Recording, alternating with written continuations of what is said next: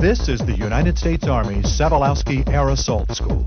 A school that trains soldiers In air assault combat operations sling load operations. and rappelling.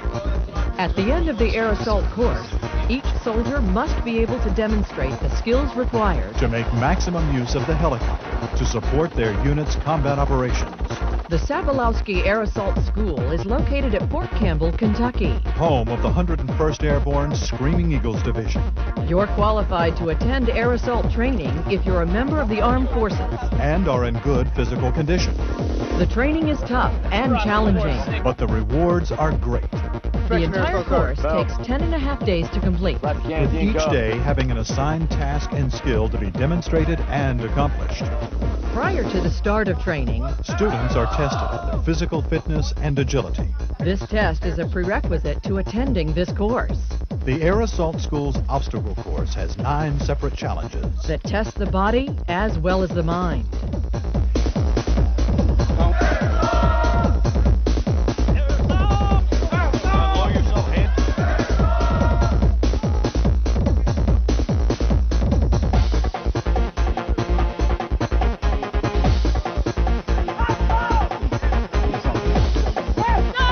After qualifying physically, students study From days 1 through 3, the capabilities and equipment of Army aircraft by exploring each helicopter's unique combat ability. in preparation for a mock combat assault.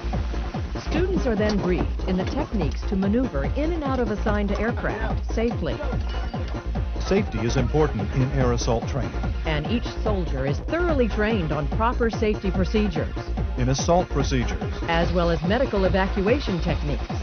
the helicopter is very important in Pathfinder operations. The finding, securing, and mobilization of landing space under hazardous conditions. Armed with this knowledge, students prepare and execute mock assault procedures under the guidance of experienced trainers. On or about the 4th day, Students are shown how helicopters are used not only to taxi soldiers to and from the battlefield, but also as mobilization tools. because sling load operations are just as important to air assault missions as troops. And U.S. Army helicopters are the best in the world at moving heavy objects up the line. Students study sling loading operations for several days, First, by identifying the proper hardware, then by actually preparing loads, rigging them, inspecting them. and identifying load deficiencies. After completing these tasks, Students go into the field to rig real loads to aircraft. on days 7 through 9, Students train to execute proper rappelling techniques, a challenging exercise that demands precise instruction in knot tying, preparing a proper Swiss rappel seat, belaying a rappellant, training in inclined rappelling techniques, and practicing rappelling techniques that end with a 90-foot rappel from a helicopter. After this exacting training, The student is asked to perform one last physical task.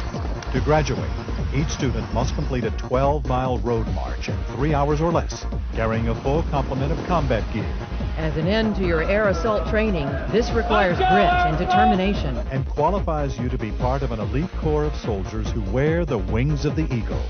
Air assault. A proud tradition of service and skill. Up in the morning out of the rack. Up in the morning out of the rack. Greeted it down with an early attack. Ready to go with an early attack. First sergeant rushes me off to chow. The sergeant rushes me off the chow. And I don't need it anyhow. But I don't need it anyhow. Halo, infantry. Halo, infantry. Queen of battle, follow me. Queen of battle, follow me. And airborne rangers fight for me. And airborne